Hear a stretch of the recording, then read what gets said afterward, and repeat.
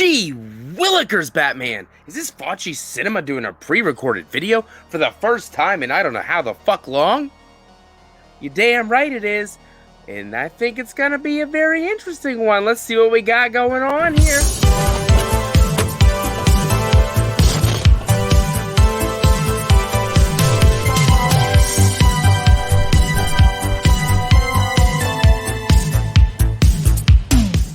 Guys, welcome back to Faccis Cinema. If you're new here, think about subscribing. We do a lot of cool shit here, do a lot of great watch-alongs with amazing guests.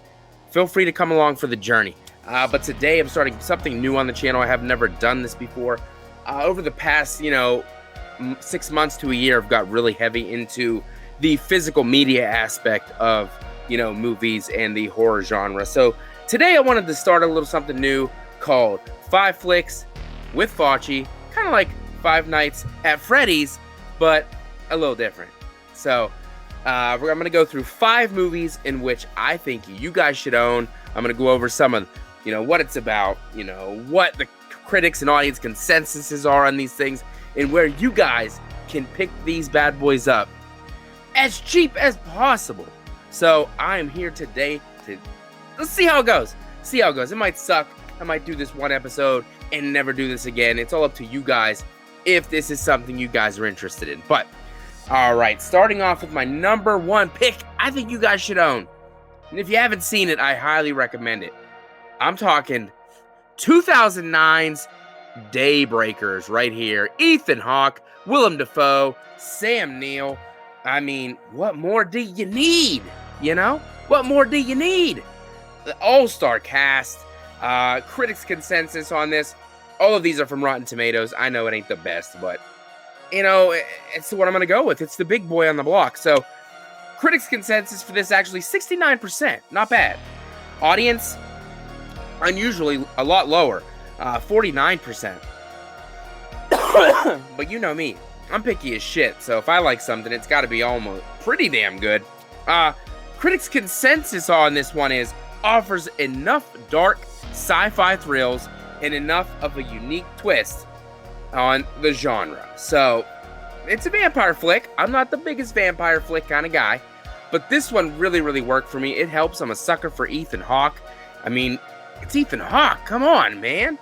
Come on. Sinister. Ethan Hawke. Let's go. The Black Phone. I mean, this is another one in his repertoire of amazing films, in my opinion. Training Day, even. He's a good actor. If you're looking to pick this up, I have the old school DVD from when this movie came out. I have not upgraded this. They have 4Ks of it available on Amazon right now for $20. It's down 11%. That's a pretty damn good deal for a 4K. And of this flick, with these actors, go pick it up. It tells the story of Ethan Hawke. He plays the character of Edward. He's a vampire hematologist trying to find a blood substitute so they no longer need to feed on the humans. Because in this story, the humans are more or less feeding instruments for the vampires, because everything is run by the vampires now. But he's not about that life. He doesn't like doing this to the humans. So, as the main lead, you want somebody like Ethan Hawke in that role, and he dominates. Sam Neill, he's the bad guy in this bad boy, and kind of sucks because I'm a huge Sam Neill fan ever since Jurassic Park, obviously.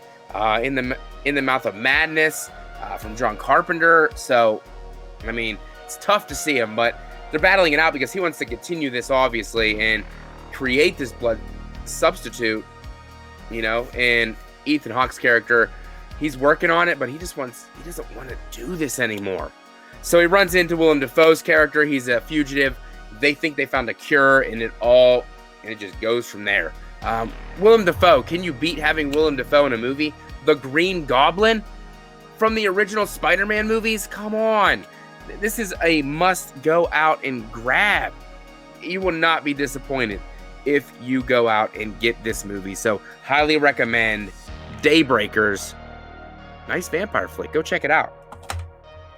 Up next, a movie from the year of the slasher, 1981.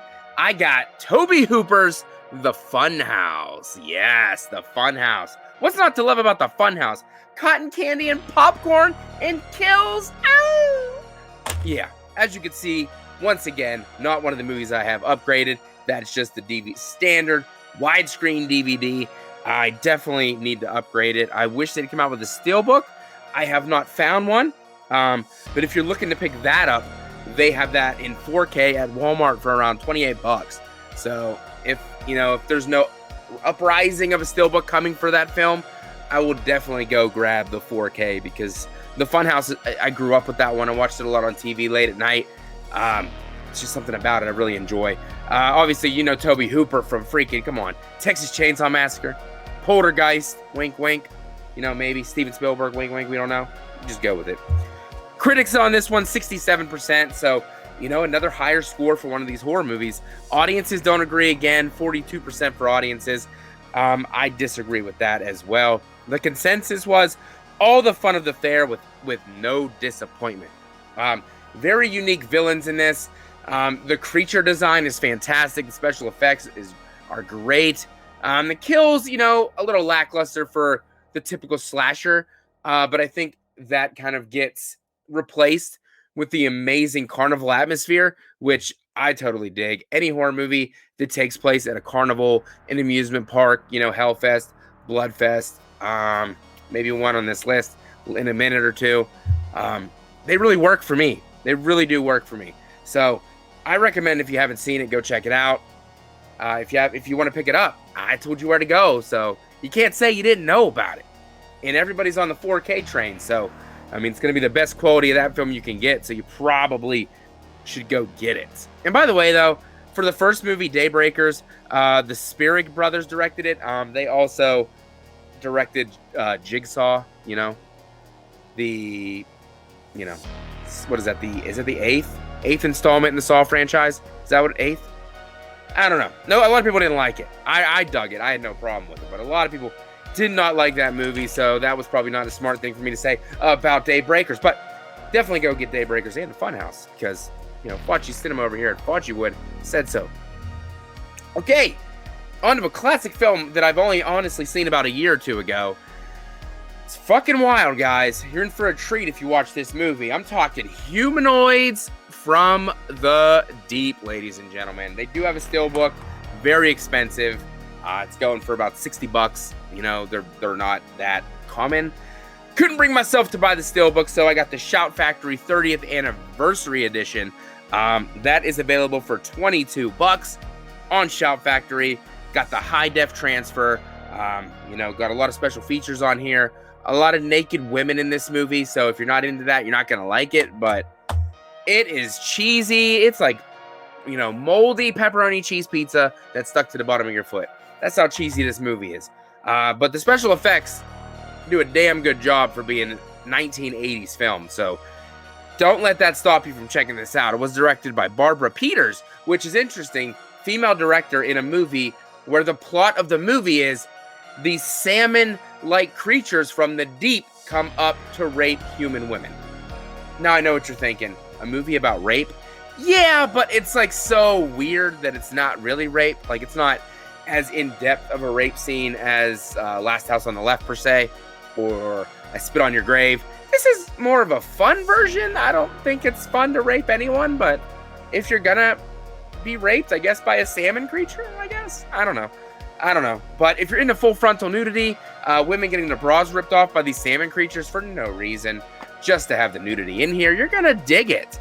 And just like I said, a woman directed it, so that kind of is very strange that a woman put this much nudity in a film when usually the women are the ones saying that that's all men want in these movies. So very unique, and I dig it. Critics 55%, audience 41%, so kind of right in the middle.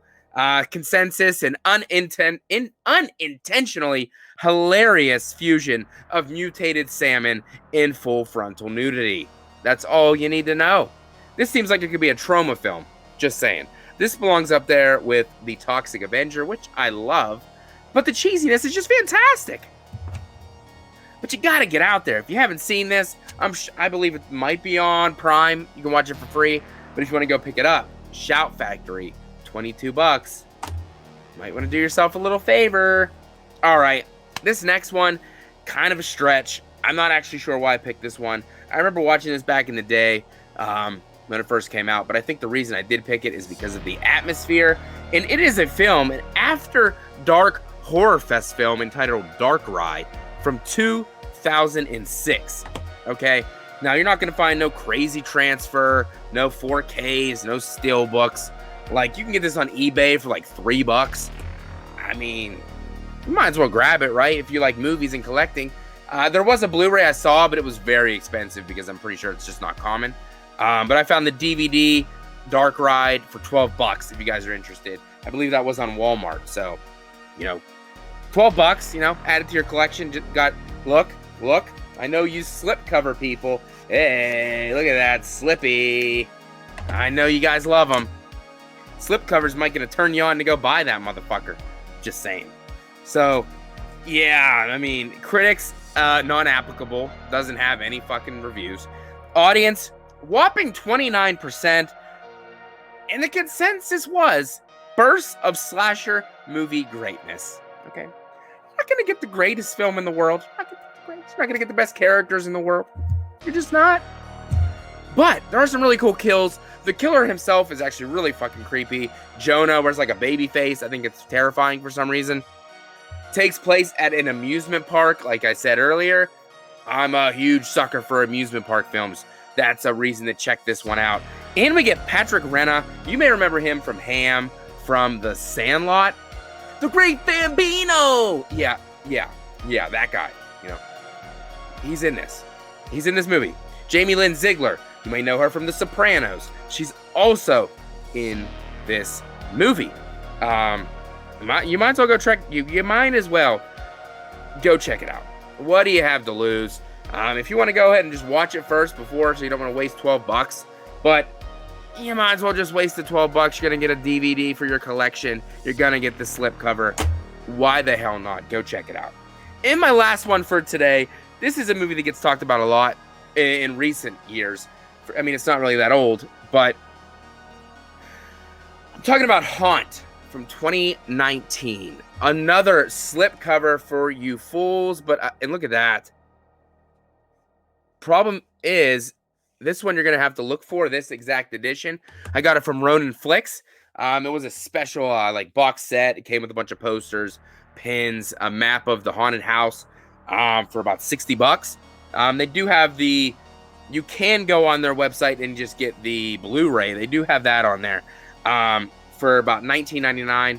I found that on, well, the cheapest one you can get is $19.99 on Best Buy, but you could also get it on Ronin Flicks if you like. But to find like this one, you're gonna have to probably go on eBay or something like that.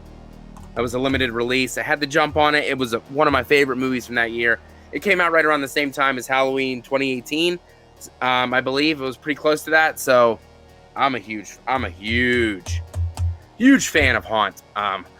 Takes place obviously at a haunted house. It's not really a haunted house because it was set up by some creepy, sadistic fucks who wear masks and costumes and actually kill the people that go into the haunted house.